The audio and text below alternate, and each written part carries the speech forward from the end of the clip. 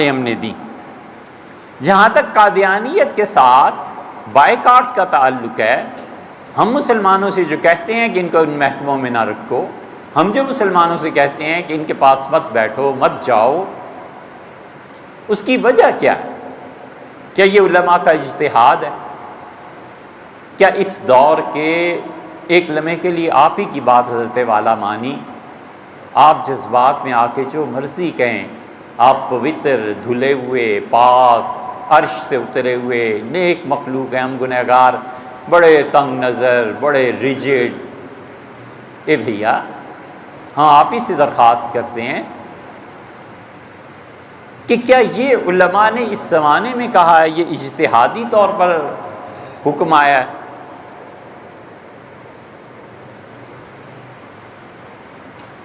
یہ حکم منصوص ہے؟ آپ خدا کی کتاب کھولیے، یہ سورہ النساء ہے، 4واں پارہ ہے، بلکہ 5ویں پارے میں آ جائے گا۔ یہ سورہ النساء کی ہم آپ سے عرض کر دیتے ہیں آیت کریمہ، یہ 139 نمبر آیت ہے سورہ محسنات میں۔ اللہ تعالیٰ کافروں کے اور ہمارے تعلقات پہ بات فرما رہے ہیں، اور فرماتے ہیں کہ بشر المنافقین، اور خبر دے، بشارت دے ان منافقین کو، بِأَنَّ لَهُمْ عَذَابًا عَلِيمًا، کہ خدا انہیں شدید عذاب میں مبتلا کرے گا۔ الَّذِينَ يَتَّخِذُونَ الْكَافِرِينَ أَوْلِيَاءَ مِن دُونِ الْمُؤْمِنِينَ، جنہوں نے کافروں کو اپنا دوست بنایا ہے ایمان والوں کو چھوڑ کر۔ پوری دنیا میں مسلمانوں میں کوئی اکانومسٹ ایسا نہیں رہا جس کی خدمات سے فائدہ اٹھایا جائے، بس وہ ایک یا تو وہ مرتد ہوئے ہیں اور یا وہ کافر ہیں، مجھے نہیں معلوم، جو تحقیق نہیں ہے ہم ایک لفظ اس کے بارے میں کہنے سننے کو تیار نہیں، مگر انہوں نے جو ایکٹیوسٹ ہیں، قادیانیت کی طرف دعوت دیتے ہیں، ایک وہ رہ گئے ہیں اس عہدے کے لیے۔ اللہ نے فرمایا ان منافقوں کو پوری بشارت دے قیامت کے دن کے عذاب کی، جنہوں نے کافروں کو اپنا دوست بنایا اور ایمان والوں کو چھوڑ دیا۔ یبتغون عندهم العزہ، یہ چاہتے ہیں کہ ان کے ساتھ مل کر غلبہ حاصل کریں۔ فإن العزة للہ جميعا، لوگو سارا کا سارا غلبہ، طاقت اور حکومتیں اللہ دیا کرتا ہے، اللہ ہے جس کے قبضے میں سب کچھ۔ وَقَدْ نَزَّلَ عَلَيْكُمْ فِي الْكِتَابِ، اور ہم اپنی اس کتاب میں تمہیں بتا چکے ہیں، پہلے تم پہ نازل کیا جا چکا ہے کہ ان اذا سمعتم آیات اللہ یکفر بها، کہ جب تم سنو کہ کسی جگہ پہ خدا کی آیات کا انکار ہو رہا ہے۔ یہ خدا کی آیت کا انکار نہیں ہے تو کیا ہے؟ اللہ کہتا ہے خاتم النبیین، حضور صلی اللہ علیہ وسلم خدا کے نبیوں میں آخری نبی ہیں۔ وہ کہتے ہیں نہیں مرزا غلام احمد قادیانی، اور نہیں صرف وہی نہیں، ان کے بعد بھی ہیں ممکنہ اور نبی آ جائیں۔ وہ نبوت کے مستقل اجرا کے قائل ہیں۔ اللہ کہتا ہے کہ جب تم سنو کہ کئی آیتوں کا انکار ہو رہا ہے، وَيُسْتَهْزَأُ بِهَا، اور میری آیات کا مذاق اڑایا جا رہا ہے قرآن کا، فَلَا تَقْعُدُوا مَعَهُمْ، کبھی ان کے ساتھ نہ بیٹھنا، حتیٰ یخوضوا فی حدیث غیرہ، یہاں تک کہ وہ کوئی اور گفتگو کرنے لگیں، اور اگر تم ان کے ساتھ بیٹھو گے جب میری آیات کا مذاق اڑا رہے ہیں، انکم اذا مثلہم، تم بھی انہی جیسے ہو جاؤ گے، تم بھی قیامت میں انہی کے ساتھ اٹھو گے۔ ان اللہ جامع المنافقین والکافرین فی جہنم جميعا، اور یاد رکھو اللہ منافقوں اور کافروں سب کو جہنم میں ایک ہی جگہ جمع کر دے۔ یہ کسی عالم دین کا اجتہاد نہیں ہے، یہ خدا کی کتاب ہے یار، اسے آپ پڑھیں۔ اللہ کی کتاب ہم سے کیا تقاضا کرتی ہے؟ وہ کہتی ہے جہاں آیت کا انکار ہو رہا ہے اس جگہ سے ہٹ جاؤ، جہاں میری آیات کا مذاق اڑا رہا ہے ان لوگوں کے ساتھ نہ بیٹھنا، اس حالت میں کہ وہ اس کا مذاق اڑا رہے ہوں۔ ہاں جب یہ عمل ختم ہو جائے پھر کوئی دنیا کا کام ہے تو تم ان کے ساتھ کوئی تعلق رکھو، ورنہ نہ رکھنا۔ اور پھر اللہ نے کہا کہ دیکھو یہ وہ لوگ ہیں جو ایسے اور ایسے ہیں۔ یہ سورہ النساء کی 139 نمبر آیت ہے۔ اس کے بعد دوسرا مقام آپ دیکھیے، اللہ تعالیٰ نے دوسری جگہ پر بھی یہی فرمایا،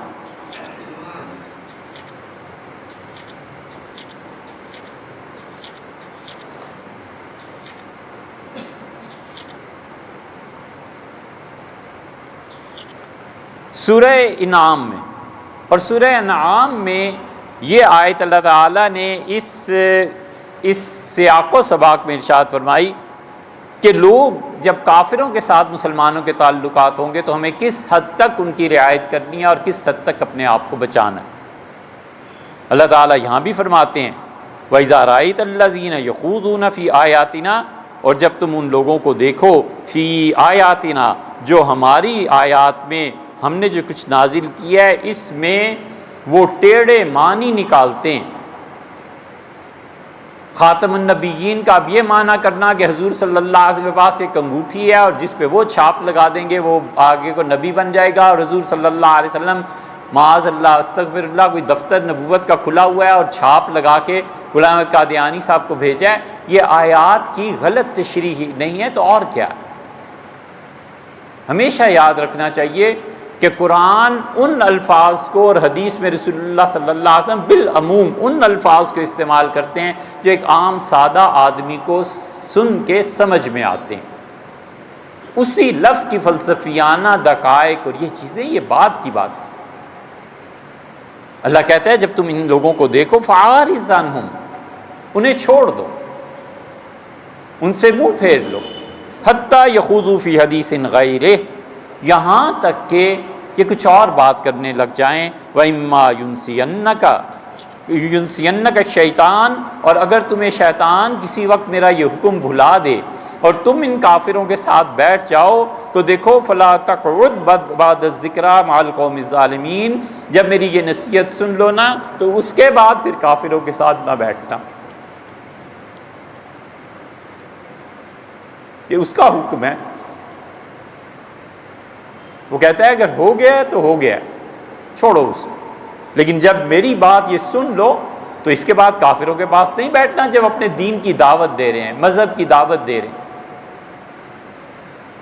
وہ صاف کہتے ہیں کہ یہ چند جذباتی مولویوں کی بحث کا نتیجہ ہے کہ ہم کافر ہیں، ادروائز ہم تو کافر نہیں، ہم تو مسلمان ہیں، ہمیں کیا یار لینا ہے تم سے؟ ہم صرف اتنا کہتے ہیں کہ حضور اقدس صلی اللہ علیہ وسلم خدا کے آخری رسول تھے، اس کے پیچھے صحابہ کرام رضی اللہ عنہ کی جد و جہد ہے، خون ہے، خود رسول اللہ صلی اللہ علیہ وسلم کے سامنے صحیح بخاری میں نہیں آیا، آپ نے فرمایا میں نے دیکھا 2 کنگن سونے کے میرے ہاتھ پہ رکھے گئے، میں نے کہا یہ کیا ہے؟ جبریل نے کہا پھونکیں، میں نے پھونک ماری تو دونوں زمین پہ گر گئے، مجھے بتایا گیا کہ یہ 2 آدمی نبوت کا دعویٰ کریں گے اور یہ ہے، اور رسول اللہ صلی اللہ علیہ وسلم نے نبوت کا جب پیغام آیا ہے اس کی طرف سے تو آپ نے کہا تم قاصد ہو، اگر تم قاصد نہ ہوتے تو میں تمہاری گردن اڑوا دیتا۔ یہ 2 آیا سورہ ممتحنہ کو آپ دیکھیے، پوری کی پوری سورت اس موضوع پہ ہے کہ ہمارے اور کافروں کے تعلقات کیا ہونے چاہیے۔ سورہ مجادلہ کو دیکھیے، اللہ تعالیٰ نے اس میں بھی یہی فرمایا ہے، اسی لیے اللہ نے جس ایمان کا تقاضا مسلمانوں سے کیا ہے، اللہ کہتا ہے کہ دیکھو قد کان لکم اسوۃ حسنۃ فی ابراہیم والذین معہ، تمہارے لیے زندگی گزارنے کا طریقہ ہم متعین کریں، ایک رسول اللہ صلی اللہ علیہ وسلم کے لیے اللہ نے یہ لفظ استعمال کیے ہیں اور ایک ابراہیم علیہ السلام کے۔ اللہ کہتا ہے یہ دونوں ہمارے نبی ایسے تھے کہ ان کی زندگی تمہارے لیے قابل تقلید ہے۔ ابراہیم والذین معہ، ابراہیم اور جو اس کے ساتھ تھے، محمد الرسول اللہ والذین معہ، محمد الرسول اللہ اور ان کے جو ساتھ ہیں علیہ الصلوۃ والسلام۔ اذ قالوا لقومہم انا براء منکم ومما تعبدون من دون اللہ، انہوں نے اپنی قوم سے کہا ہم بیزار ہیں تم سے اور جن کی تم عبادت کرتے ہو ہم ان سے بھی بیزار ہیں، کفرنا بکم، ہم تمہارے عقیدے سے کفر کرتے ہیں، انکار کرتے ہیں، ہم اس عقیدے سے کفر کرتے ہیں، انکار کرتے ہیں کہ حضور صلی اللہ علیہ وسلم کے بعد کسی اور نبی نے آنا ہے۔ وہ اسی طرح ہمارے عقیدے سے کفر کرتے ہیں، انکار کرتے ہیں، وہ کہتے ہیں نہیں آپ کا عقیدہ غلط ہے۔ اور پھر اللہ کہتا ہے کہ انہوں نے کہا کہ بدا بیننا و بینکم العداوۃ والبغضاء ابدا، قیامت تک کے لیے ہمارے اور تمہارے درمیان اب اختلاف شروع ہے، حتیٰ تؤمنوا باللہ وحدہ، یہاں تک کہ تم ایک اللہ پر ایمان لے آؤ، الا قول ابراہیم علیہ ابی، ہاں ایک آدمی کو ابراہیم علیہ السلام نے کہہ دیا تھا اپنے والد کو، لاستغفرن لک، میں آپ کے لیے ضرور اللہ سے معافی مانگوں گا، وما املک لک من اللہ من شیء، اور اللہ کو میں کسی بات پہ مجبور تو نہیں کر سکتا۔ اور پھر اس کے بعد اللہ نے بتایا ہے کہ جب انہیں پتہ چلا کہ ان کے والد خدا کے دشمن ہیں تو اپنے والد سے بھی بیزار ہو گئے۔ اسی لیے اللہ کہتا ہے کہ ایمان والوں، کوئی تم میں سے ایسا نہیں جو اپنے ماں باپ، اپنے رشتہ دار، اعزہ، کسی سے بھی تعلقات رکھے جب تک کہ وہ اس ایمان کے قائل نہ ہو جو ایمان اصلاً ہے۔ اب مسئلہ یہ ہے کہ ہم نے مردوں کی طرح جینا نہیں سیکھا نا، ہم نے مردوں کی طرح اپنے پاؤں پہ کھڑا ہونا نہیں سیکھا، یا تو ہمارے پاس ماہرین معاشیات رہ ہی نہیں گئے، ہمارا قصور ہے، ہم نے اپنے بچوں کو اتنا کیوں نہیں پڑھایا، قابل نہیں کیا، اور یا پھر ہیں اور انہیں کام کرنے نہیں دیا جاتا، سامنے نہیں لانے دیا جاتا، تو اگر سامنے نہیں آنے دیا جاتا تو پھر بھی ہمارا قصور ہے کہ ہم نے اپنے بچے قوت نافذہ میں کیوں نہیں بھیجے جو ہمارے بچوں کو چن کے سامنے لائیں اور کہیں یہ ہے۔ ہر آدمی اگر وہ اپنے میدان کا ماہر نہیں ہے نا تو بہت ہی ظلم کرتا ہے، وہ جھاڑو بھی دیتا ہے تو اسے اپنے فن کا ماہر ہونا چاہیے۔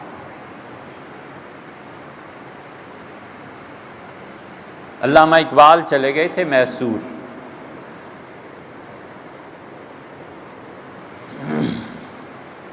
دو آدمیوں سے انہیں بڑی محبت تھی، ایک اورنگزیب عالمگیر سے اور ایک ٹیپو سلطان سے۔ ان جیسی نابغہ روزگار 300 سال ہو گئے ایسے لوگ نہیں آئے، اللہ جانے وہ مائیں مر گئی ہیں جو ایسے بچے پیدا کرتی تھی۔ اورنگزیب کے کیا کہنا اور کیا کہنے ٹیپو سلطان کے، تو علامہ کو بہت شوق تھا، میسور تشریف لے گئے، تو جس دن جانا تھا نا انہوں نے سلطان کے مزار کی زیارت پہ وہ پہنچے صبح کے وقت، نماز کے بعد غالباً گئے تھے، تو جب مزار پہ پہنچے تو میسور کے بڑے بڑے لوگ، ریاست کے بڑے بڑے لوگ ساتھ تھے، انہوں نے قبر دیکھی اور فرمایا یہ دروازہ اندر سے بند کر دو اور کوئی میرے ساتھ اندر نہیں رہے گا، بس ایک خادم تھا نوکر، وہ گیا اور دروازہ بند ہو گیا۔ 2.5 گھنٹے تک علامہ اقبال وہاں مراقبہ کرتے رہے ٹیپو سلطان کی قبر میں۔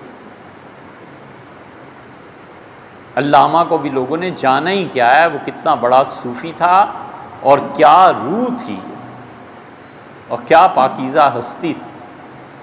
2.5 گھنٹے کے بعد دروازہ کھولا اور جب باہر آئے تو ویسے بھی کشمیری تھے، بہت گورے چٹے، تو ان کی آنکھیں اور چہرہ سب بتا رہا تھا کہ بہت بری طرح روئے ہیں، سرخ آنکھیں ہوئی تھیں۔ تو کسی نے ہمت کر کے سوال کیا کہ آپ مراقبے میں تھے؟ فرمایا ہاں۔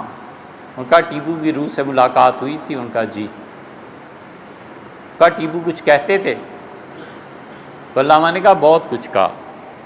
ان کا کوئی بات ہمیں بھی بتا دیں۔ ان کا ٹیپو نے مجھ سے کہا کہ اقبال اگر مردوں کی طرح جینا نہیں نہ آتا تو کم سے کم مردوں کی طرح مرنا تو سیکھو۔ یہ حقیقت ہے کہ جس آدمی کی موت ایمان کی نہیں ہے نا اس کی زندگی ایمان کی نہیں ہوتی۔ مردوں کی طرح صاف بات کرنی ہے، ہم کیوں منافقت میں رہیں یار؟ خدا کا یہ حکم ہے، حضور صلی اللہ علیہ وسلم کو یہ علماء نے اپنے پاس سے نہیں نکالا، ہم انہیں دعوت دیتے ہیں، ہم پورے دل کی، مجھے اور کسی کا نہیں معلوم لیکن ہم تو پورے دل کی ہمدردی کے ساتھ دعوت دیتے ہیں کہ یار حضور صلی اللہ علیہ وسلم خدا کے آخری رسول تھے، بس یہ چیز حل کر لیں آپ اور ہم بیٹھ کے۔ نبی کریم صلی اللہ علیہ وسلم کے بعد کوئی نہ نبی ہے نہ کسی نے آنا ہے۔ آپ ایک دھوکے میں گرفتار ہو گئے ہیں، ہم آپ کو اس دھوکے سے نکالنا چاہتے ہیں۔